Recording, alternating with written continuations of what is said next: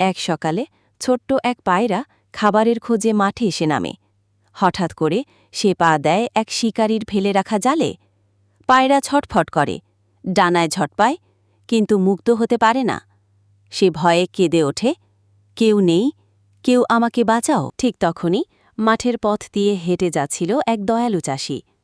সে পায়রার কণ্ঠ শুনে এগিয়ে আসে।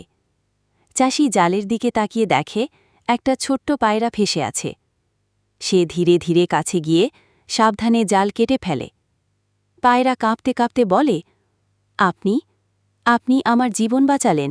পরদিন সকালে চাষি উঠেছিল কাঁঠাল গাছে ফল পাড়তে। হঠাৎ পা ফসকে নিচে পড়ে যায় সে। ব্যথায় কাতর চাষি চিৎকার করে, ওরে, কেউ আছো? আমাকে তোলো। দূর থেকে সব দেখে সেই পায়রা।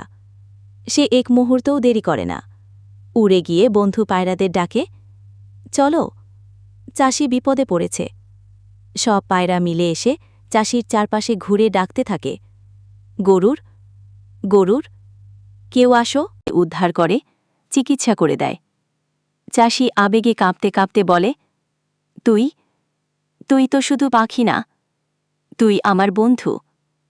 পায়রা হেসে বলে, আপনি যেদিন আমায় বাঁচালেন সেদিনই বন্ধুত্ব গড়েছিলাম।